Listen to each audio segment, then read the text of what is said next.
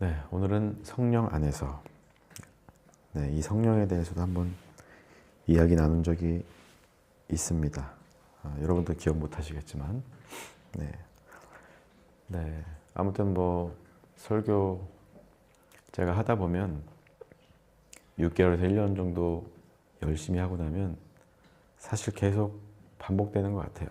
물론 이제 그 시절마다 이슈가 있으면 거기에 대해서 이야기하지만 항상 이렇게 돌아가는 것 같아요. 저도 설교하고 나서도 제가 잊어버리고 설교한 대로 살지 못하는 경우도 다반사입니다.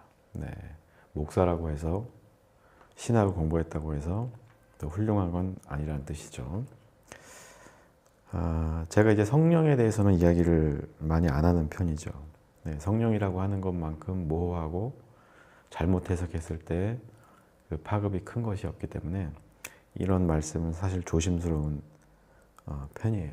그런데 어쨌건 우리가 기독교 신앙 안에서 성령이라고 하는 것은 크게 보면 우리 성부, 성자, 성령 있잖아요. 성부 하나님, 성자 예수님, 그리고 성령을 중요하게 여기고 우리가 믿어 오는 것이기 때문에 성령에 대해서도 우리가 한 번씩은 생각해 봐야 될 필요가 있다.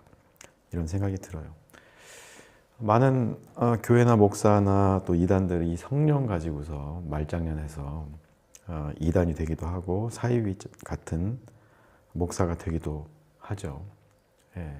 성령이라고 하는 게 굉장히 모호하기 때문에 어떤 분위기를 막 몰아가고서는 그런 분위기 속에서 나도 모르게 목사에 이끌려서 뭔가 결단하거나 이런 경우, 그거를 어떻게 만회하고 내가 잘못 선택한 것 같은데 하면서 후회하기도 하고, 그런 것으로부터 좀 자유로웠으면 좋겠고요. 성령이라고 하는 것이 결과적으로 봤을 때는 어떤 우리가 존재론적으로 인식론 안에서 이해되고 알 수 있는 것은 아니다. 그렇기 때문에 성령에 대해서는 좀 조심스럽게 접근하고 우리가 함부로 성령에 대해서 이러쿵저러쿵 정의 내리고 자기가 경험한 어떤 종교적인 체험 안에서 그 성령을 전체화하고 뭐라 그래요? 그런 식으로 해서 일반화하고 이러지 않았으면 좋겠다는 생각을 합니다. 그럼에도 불구하고 제가 목사로서 이제 성령에 대해서 이야기를 하려고 하는 거예요. 먼저 여러분들 그 어렸을 때 다 기억이 나실지 모르겠지만 저는 그래요. 조금 뭐가 힘들고 좀 헷갈리고 혼란스러울 때, 그럴 때 어떤 시절이 생각이 나냐면 어렸을 때 아버지 등에 업히거나 아버지를 이렇게 안아주시고 어딘가 이렇게 걸어가는 이런 때의 그 느낌이 기억이 나요. 아버지가 이렇게 되게 무뚝뚝하신 분이거든요. 우리 어머니 아버지 둘 다 장남 장녀라서 무뚝뚝하고 표현은 없으시지만 가끔 이렇게 장난도 치고 가끔 이렇게 어렸을 때 안아주시고 그러면 또 잠깐 놀아주시고 그러면 그 절대적인 시간은 되게 짧지만 기억이 그렇게 오래 남더라고요. 거기 안겨 있는 것을 기억해 보면 세상 편안하고 걱정이 하나도 없고 무서울 것도 없고요. 그런 생각이 듭니다. 그게 엄마 아빠의 품이죠. 나이 50이 지금 넘었지만 아직도 그 크게 느껴졌던 그 아버지의 등이 가끔씩 생각이 납니다. 그리고 그 외에도 제가 설교 중에 몇 번 말씀드린 것 같긴 하지만 초등학교 때 교회에서 예배 시간에 엄청 떠들어서 맨날 혼나고 맞고 선생님들이 옛날에 때리기도 했어요. 교회에서도. 그런 와중에 제 친구의 아버지였던 그 소년부, 우리는 이제 유년부, 초등부, 소년부 이렇게 3개가 있었거든요. 어린이 부가. 소년부의 부장 선생님이셨던 임모 선생님. 그분이 저를 불같이 화를 내면서 옥상으로 끌고 가셨는데 때리지 않고 갑자기 저를 안아주시면서 우시는 거예요. 때리지는 못하겠고 어떻게 할 수 없어서 울었는가 봐요. 저도 같이 울고 그때 안아주셨던 그 품이 너무나 그 따뜻하게 느껴지고 세상을 다 얻은 것 같은 그런 느낌이랄까요? 네. 그런 것도 가끔씩 기억이 납니다. 네. 이렇게 누군가의 품에 안긴다는 것, 안전을 느끼고 사랑을 느낀다는 것, 이런 것들이 부족함 없는 그 느낌을 갖게 해주고 두려움이랄까 어떤 걱정들을 다 사그러뜨리게 하는 네, 이런 효과가 있는 것 같아요. 그래서 우리가 뭐 육체적으로나 영적으로나, 영적이란 말이 좀 쉬운 말은 아니지만 건강하고 자유로울 때 또 어떻게 표현하면 성령 충만한 그런 평화가 가득한 그럴 때 어려운 상황 속에서도 우리가 어떤 말을 하고 어떤 행동을 해야 될지에 대해서 뭐 걱정하거나 두려워하거나 하지 않게 되죠. 네, 그렇습니다. 우리가 돈도 좀 모아놓고 실력도 갖추고 지식도 갖추고 지혜도 가지고 있다고 하면 또 훌륭한 신앙을 가지고 있다면 좀 어려움이 닥치더라도 우리가 걱정할 게 아니고 이겨낼 수 있는 힘이 있죠. 두려움이 없는 거예요.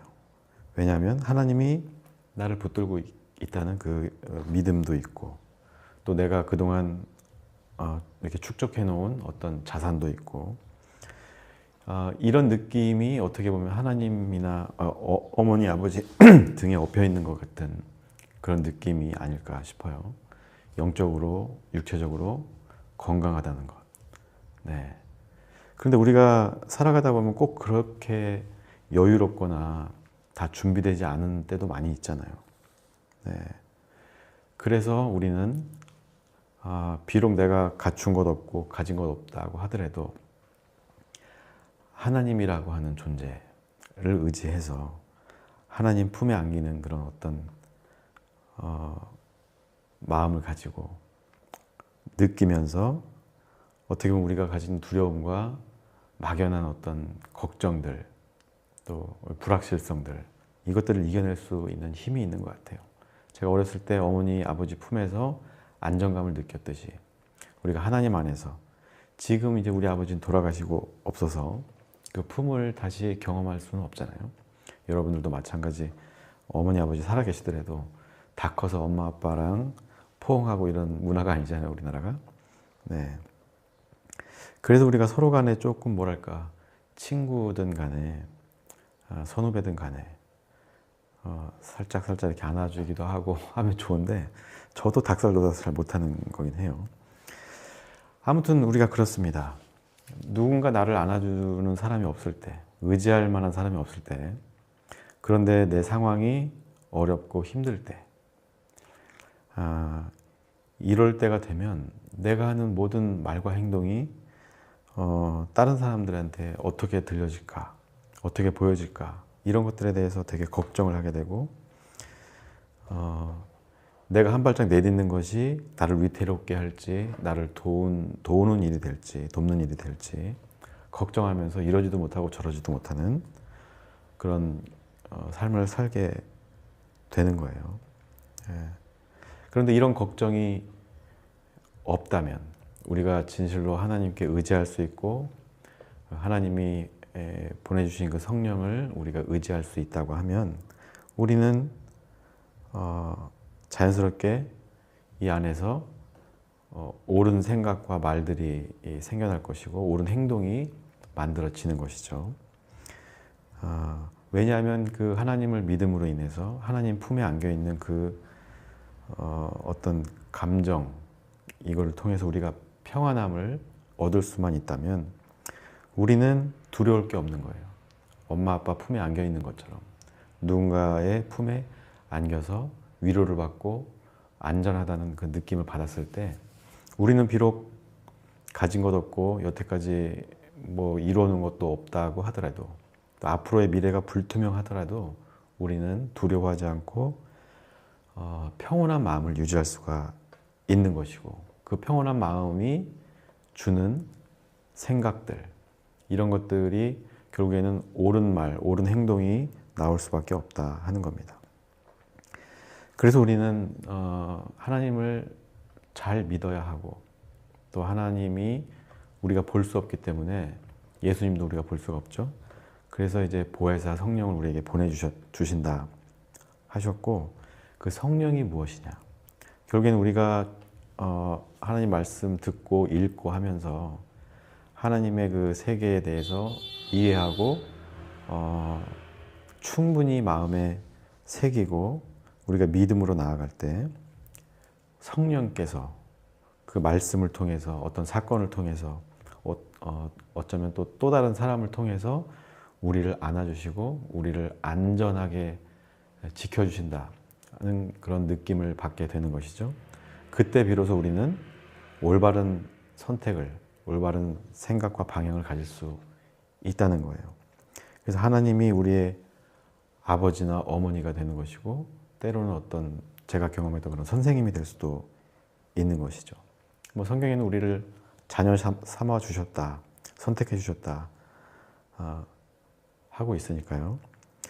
그 하나님의 영이, 이 영이라고 하는 것도 굉장히 조심스러운 단어예요.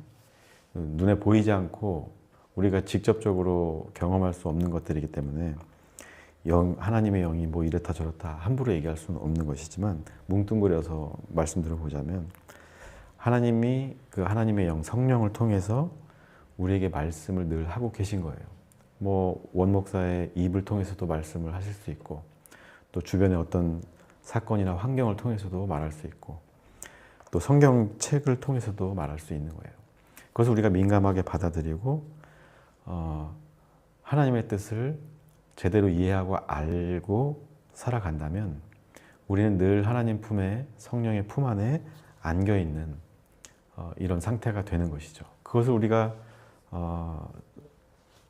몸으로 느낄 수는 없다고 하더라도 우리가 감정적으로 또 이성적으로 그것을 믿고 느끼게 된다면, 우리는 아무리 가난하고 형편이 어렵고 불확실성이 가득해도, 불투명한 미래가 놓여 있다고 하더라도 우리는 평안함 가운데서 엉뚱한 선택을 하지 않을 수 있다라는 겁니다. 공자가 뭐 나이대로 뭐 50, 저 같으면 50이면 뭐 지천명이라고 하잖아요. 70이 되면 이렇게 어느 말을 하든 어떤 행동을 하든 거칠 것이 없다, 이렇게 이야기를 했어요. 70쯤 되면, 말하자면 70년 동안 계속해서 자기가 어떤 끊임없이 학문을 하고 노력을 하고 경험을 했을 때, 그 나이쯤 되면 이제 거칠 것이 없는 거예요. 어떤 말이 나와 내 공동체에 해가 되는지, 어떤 말과 행동이 나와 내 이웃과 공동체에 득이 되는지 이미 알고 있기 때문에 자연스럽게 모든 말과 행동이 서로를 일으켜주고 세워주는 그런 말과 행동을 하게 된다는 것이죠. 물론 이제 대부분의 70대는 다 그러진 못하죠. 네, 이 공자가 말하는 것은 아주 이상적인 이야기니까요. 70, 80이 되어서도 고집불통에다가 여전히 자기 고집으로 살아가는 사람도 태반입니다. 태반? 그 이상일 수도 있겠네요. 저도 어쩌면 그 안에 들어갈 수도 있을 것 같고요, 앞으로. 아무튼 사람이 그렇게 70이나 되어서야 거칠 것이 없다는 말이 뭐 아무 말이나 막 해도 된다는 게 아니라, 무슨 말을 해도 거침이 없게 들리는 말만, 우리에게 필요한 말만 한다는 거예요. 네. 그런데 우리가 하나님을 믿는다는 것, 예수 안에 거한다는 것, 성령 안에 내가 머무른다는 것은 나이가 70이 되지 않아도 그 믿음으로 우리가 거칠 것 없는 삶을 살 수 있게 된다는 거예요. 우리가 힘들고 어려울 때가 참 많죠. 저도 지금 뭐 많이 힘들어요. 조금 나아지는 듯 하다가 지금 뭐 이란 전쟁 나고 나서는 또 뭐 그 전쟁 탓인지 어쩐지 모르겠지만 전반적으로 경기를 되게 잘 타는 것 같아요. 이 사진업계. 그리고 AI도 마찬가지고, 그것 때문에도 영상 사진업이 지금 많이 힘들고, 제 주변에 있는 감독님들이나 작가님들도 다 마찬가지인 것 같고요. 아무튼 이런 불안함 속에서도 우리의 시선이 어디에 있느냐, 내가 어디에 머무르고 있느냐에 따라서 우리는 거침없는, 거칠 것 없는 삶을 살 수도 있는 것이고, 아니면 그 혼돈과 어려움에 시선이 고정돼서 늘 괴로움을 느끼면서 살아갈 수도 있다는 거예요. 예. 그러나 우리가 믿음으로 70이 되지 않더라도 그 평온함 가운데 들어갈 수 있다는 것이죠. 성령이 내 안에 거하고 내가 성령 안에 거할 수 있을 때, 세상 살다 보면 뜻하지 않은 어려움들이 직면할 때가 참 많이 있어요. 저는 그래요. 지금 제가 목회, 교회를 그만둔 이후에는 이제 제가 혼자 먹고 살고 하는데, 사실 이 전라북도 전주에 뭐 인맥이 있어요. 뭐가 있어요. 초반에는 다 이제 서울 가서 일하고 힘들게 하다가 이제 지금은 이제 매장을 가지고 어떻게 해보려고 했는데 뭐 코로나 터졌었죠. 또 내란 터졌었죠. 아주 고약한 시절을 제가 보내고 있는데요. 당장 이 돈으로 쪼들리고 버는 돈보다 갚아야 될 돈이 많아지면 상당히 곤욕스럽기는 합니다만, 그런 문제가 생길 때마다 우리는 보통은 그렇잖아요. 이 문제를 해결하려고 친구도 찾아가고 부모님도 찾아가고, 또 어떤 문제에 있어서 뭐 변호사를 찾기도 하고 의사를 찾기도 하고 경찰을 부르기도 하고, 우리가 성령 안에 거하지 않고, 말하자면 하나님께 이렇게 붙잡혀 사로잡히지 않고 세속적인 기준을 가지고 내가 어떻게 이 문제를 해결해 보려고 하는, 물론 그런 노력들도 중요하긴 합니다만, 내가 하나님 안에 있는 하나님의 백성이다, 선택받은 자녀다라는 의식을 갖지 않고 잊어버리면 내 안에 하나님의 영이 아니라 내 안에 나의 어떤 오만함과 잘못된 생각들이 가득 차게 되는 것이죠. 거기에 대해 이기심이나 어떤 욕망까지 자리하고 있다고 한다면 이 상황에서는 굉장히 거칠 것이 많아지는 거예요. 왜냐하면 물 흐르듯이 세상이 자연스럽게 흘러가고, 돈도 그렇고 인정도 그렇고 사람도 마찬가지인데요. 우리가 이런 하나님이 주시는 평온함 가운데 아빠 품에 안겨 있는 것처럼 그 두려움 없는 상태가 되지 않는다고 한다면, 우리는 자꾸만 우리의 욕망대로, 우리의 생각대로 말하고 행동하고 움직일 수밖에 없고, 그것은 곧 거칠 것이 많아지는 거예요. 부딪혀야 되는 일들이 더 많아지고 사람들과 분쟁할 수밖에 없는 이런 위태로운 상황을 만들어낸다는 겁니다. 더 실수하게 되고 상황은 더 나빠질 수도 있는 거예요.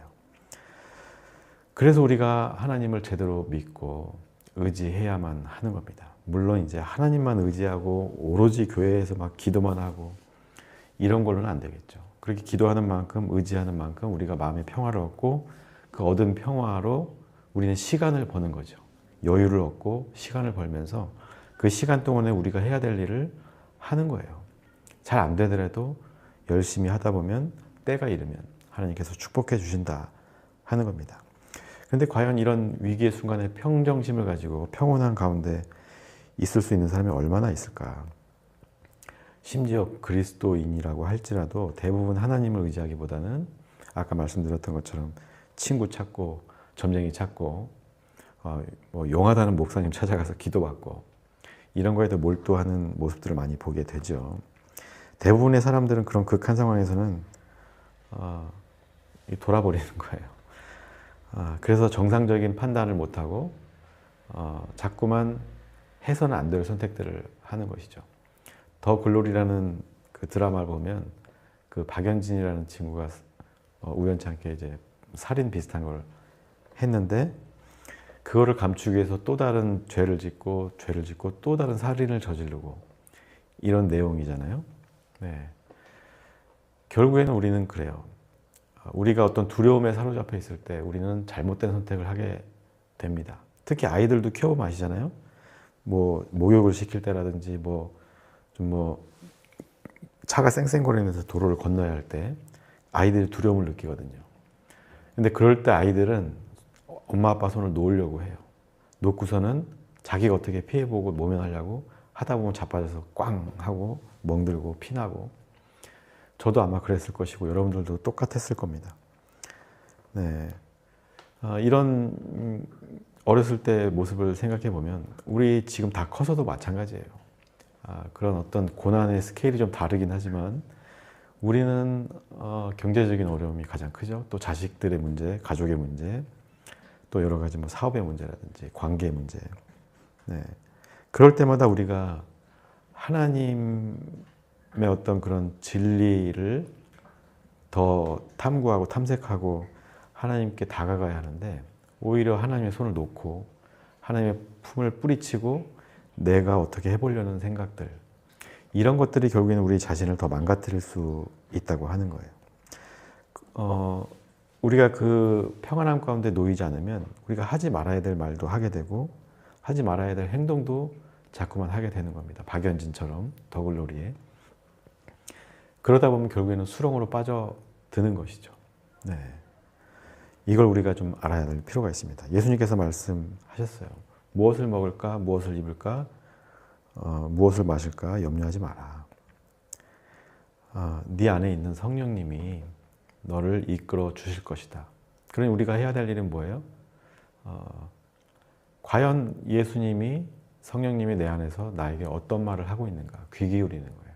잠시 그 자리에 멈춰 서서 묵상하고 기도하면서 말씀 읽으면서 그 답을 찾을 때까지 기다리는 것이죠. 네. 저는 뭐 주여 주여 하면서 맨날 몇 시간씩 기도해라 이런 거를 추천드리지는 않아요. 그런데 우리가 필요하다 그러면 기도하는 거죠. 그게 중언부언이 됐든 의미 없는 어떤 뭐가 될 수 있을지 몰라도 그런 시간들을 통해서 적어도 잠깐 걸음을 멈추고 이 길이 잘못 가고 있는 길인지 제대로 된 길을 가고 있는지 알아차릴 수 있는 시간적 여유를 우리가 얻을 수가 있거든요. 그렇기 때문에 우리는 하나님 믿는 사람으로서 성령님이 내 안에서 나를 이끌도록 하는 그런 시간을 나 자신에게 주어야 되고 성령님께도 드려야 하는 겁니다. 그때 우리는 예수님의 말씀을 기억하는 거예요. 무엇을 먹을까, 무엇을 입을까 걱정하지 마라. 이 얘기는 뭐예요? 우리가 잘 먹고 잘 사는 거 중요한 일이죠. 그런데 그게 전부가 아니다. 네가 잘 먹고 잘 사는 거 중요하지만 내 품에 안겨서 두려움을 잊고 모든 싫음을 잊어버렸을 때 너는 비로소 정상적인 사고를 할 수 있고 정상적인 판단을 할 수 있고 그때 네가 네 힘으로 먹을 것도 없고 입을 것도 구할 수 있고 마실 것도 구할 수 있는 것이다.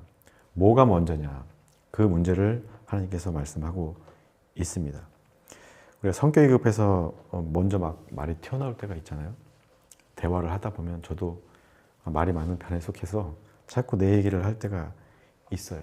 내가 판단하고 내가 이만큼 성숙했으니까 내 판단이 옳을 거야 라는 어떤 막연한 그런 자신감? 이런 것 때문에 성령님이 내 안에서 어떤 형태로 어떻게 말하는지 모르겠어요. 어떤 생각으로 말씀하실 수도 있는 것이고 아니면 어떤 우연한 계기를 통해서 사건을 통해서도 말씀하실 수 있겠지만 어쨌건 내가 이 분주함 가운데 두려움 가운데서 생각하고 결정한 일들 이런 것들 때문에 어떻게 보면 성령님이 나에게 하나님이 나에게 말씀하실 기회를 내가 차단해 버린다. 그러면 우리는 실수할 수밖에 없는 것이죠. 실수하고 실패할 수밖에 없는 거예요. 돌고 돌아서 제자리에 왔을 때 결국에 우리가 거칠 것이 없는 삶을 살기 위해서는 하나님을 의지할 수밖에 없구나. 내가 만들어내고 가공한 그 하나님이 아니라 진짜 하나님을 말씀드리는 거예요. 정광훈이처럼 자기가 각색하고 만들어낸 어떤 하나님 그런 거를 믿고 따르는 거는 그건 아닌 것이죠. 정말로 하나님이 나에게 무엇을 말씀하고 무엇을 요구하고 있으신지 그것을 우리가 먼저 알아야 되는 거예요. 아무튼 그렇게 우리가 자꾸 실수를 범하고 우리가 신앙적으로 얘기하면 죄를 범하게 되면 영적으로 우리는 자유롭지 못하게 되는 거예요. 영혼이 자유롭지 못하면 우리는 쉽게 두려움에 빠지고 이 두려움 때문에 우리의 육체도 불안해지고 그래서 뭐 우울증이나 이런 것들도 생기는 것이고, 무슨 얘기를 어떻게 해야 될지도 모르고 어떤 길로 가야 될지도 모르니까 불안한 상태에 머무는 거예요. 이 불안은 우리에게 만병을 안겨주는 아주 나쁜 겁니다. 우리에게 이로울 것이 하나도 없는 거예요. 약간의 불안은 생존을 위해서 필요한 것이지만 이 불안에 완전히 빠져가지고 불안과 더불어서 먹고 자고 한다고 하면 우리는 쓰러질 수밖에 없다. 네. 그래서 우리는 하나님이 우리에게 필요한 거예요.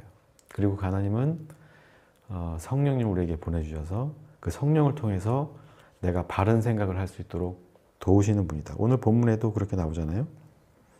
네. 그 잡혀갔을 때, 말하자면 예수님을 전하다가 잡혀갔을 때 내가 무슨 말을 해야 할지 모르잖아요. 그런 굉장히 급박한 상황 속에서 얼마나 두려움이 커요. 옛날에 잡혀가면 십자가 처형당할 수도 있고 정말 극한의 어떤 공포 속에 우리가 들어가는 건데, 그 공포에 사로잡혀 있으면 우리는 무슨 말을 해야 될지 모르는 거예요. 두려움에만 시선이 고정되고 결국에는 자기의 어떤 목숨을 잃어버릴 수도 있는 그런 상황 앞에 직면하는 것이죠. 그런데 예수님은 성령께서 너에게 말씀하게 할 것이니 괜찮다, 두려워하지 말아라, 이렇게 말씀하고 있는 거예요. 오늘 본문이 그렇습니다. 우리는 뭐 옛날처럼 이렇게 선교하다 잡혀가거나 이렇게 설교하다가 뭐 잡혀가는 일은 없지만, 아무튼 그거에 주는 어떤 어려움 속에 봉착했을 때 우리가 그런 상황이 되면 어떻게 될까 걱정하는 것이 아니라 내 깊은 곳에서 성령님이 나에게 주시는 어떤 말씀들, 기억나게 하시는 것들을 그런 말씀들이 있다는 것을 기억하고 믿으면서 우리가 그 상황을 조금 더 제3자적인 입장에서 바라볼 수 있도록 나를 제어하고 또 성령님을 의지할 때 우리는 두려움에서 해방되고, 물론 이제 상황이 바뀐 건 아니에요. 그러나 우리가 두려움에서만 해방될 수 있다고 하면 우리는 정상적인 사고를 할 수 있고, 내가 해야 될 말, 하지 말아야 될 말 가려서 하게 되고, 그럼 거침없는 그런 순간을 우리가 살아갈 수가 있게 된다는 거죠. 제가 어렸을 때 아버지 등에 업히거나 안겼을 때 말씀드렸지만, 그 5살짜리, 6살짜리 꼬마가 사실 엄마 아빠 없으면 굉장히 위험하잖아요. 네, 제가 어렸을 때 초등학교 때 교통사고 장면을 한번 목격했는데 5살짜리 애였어요. 그때 눈앞에서 죽어가는 모습을 본 기억이 있거든요. 아이들은 연약해요. 부모의 품이 없으면 어떤 사고가 어떻게 일어날지 몰라요. 네. 그런데 아빠 품에 안겨 있을 때 두려움이 없다고 했잖아요. 두려움이 없다고 해서 주변의 그 위험이나 그런 것들이 사라지는 건 아니잖아요. 그런데 적어도 우리가 그런 위험한 환경에 시선을 집중하느냐, 아니면 아버지 품에 안겨 있는 그 평온함, 두려움 없는 마음을 유지하고 가지고 있을 것이냐, 여기에 따라서 우리의 미래는 완전히 달라진다는 거예요. 그래서 우리는 신앙을 하는 겁니다. 하나님을 믿고 예수님을 믿고 성령님을 믿는 거예요. 그 성령이 이끄시는 대로 따라갈 때 우리는 두려움에서 벗어날 수가 있고, 그 두려움이 없는 삶 속에서 우리는 거칠 것이 없는 말과 행동을 하게 되는 겁니다. 이 사실을 꼭 기억하면서 성령님의 그 말씀에 귀 기울이는 훈련을 우리는 매일매일 해야 합니다. 저도 길게는 아니더라도 짧게 매일 말씀도 보고 기도도 해요. 네, 다른 사람들한테 막 기도 몇 시간씩 해라, 몇 분씩 해라 말하진 않지만 우리가 그 기도 자체가 목적이 돼서 기도만 주여 랄랄라 하는 것이 잘못된 것이지, 우리가 기도를 통해서, 묵상을 통해서 이 성령님의 미세한 그 음성을 듣고자 하는 훈련은 그리스도인으로서 당연하게 매일 해야 하는 겁니다. 그때 우리가 이 말씀 속에서, 성령 안에서 평안함을 누리게 되고, 그 평안함이 두려움 없는 삶을 만들어 준다는 사실이에요. 이 사실을 우리가 꼭 기억할 필요가 있는 겁니다. 더더욱 철저히 나 자신을 비우는 훈련을 해야 되는 거예요. 내가 가진 어떤 잡생각, 의심, 불안함, 자책감, 이런 것들을 십자가에 같이 못 박는 거예요. 예수님의 그 죽으심을 기억하면서. 그리고 성령이 그 하나님이 나를 주장할 수 있도록, 나를 이끌 수 있도록 해달라고 기도하고, 그만큼 말씀 더 묵상하고 해야 되는 겁니다. 잘나고 못나고를 떠나서 또 지식이 많고 적음이나 어떤 경험이 많고 적음을 떠나서 우리가 성령에 붙들린 사람이 됐을 때 뭐 말이 좀 어눌하고 서툴다고 하더라도 그 말이 성령의 어떤 말, 권세가 있는 말이 되는 거예요. 거침이 없는 말이 되는 겁니다. 네. 우리의 영혼이 잘 되고 자유롭고 평안하기 위해서는 먼저 우리가 가진 수많은 걱정과 짐들을 내려놓고, 네, 물론 당장에 그것들이 해결되는 일은 아니지만 그 고통이 없다고 할 수는 없어요. 계속 나를 찌르고 아프게 하지만 거기에 주목하는 순간 우리는 하나님의 말씀을 놓치게 되는 거니까요. 이걸 다 비우고 하나님을 바라봐야 되는 거예요. 예배나 말씀이나 기도를 통해서 하나님의 영이 우리 안에 마음껏 출입할 수 있도록 들락날락 하면서 우리에게 영감을 주고 우리가 가진 두려움을 상쇄시켜주고 거침이 없는 사람으로 변화시켜 주시는 그 현장을, 우리가 그 환경을 만들어야 하는 겁니다. 네, 그때 비로소 우리는 완전히 다른 사람이 되는 거예요. 나이 70이 되지 않았더라도 거침이 없는 삶을 살 수가 있게 되는 겁니다. 성령이 우리 안에서 말하도록 하게 하는 것, 그것이 모든 축복의 시작이다. 네, 이 사실을 꼭 기억했으면 좋겠고요. 이 말씀대로 행하면서 살고 그 축복을 경험하게 되시기를 주님의 이름으로 축복합니다.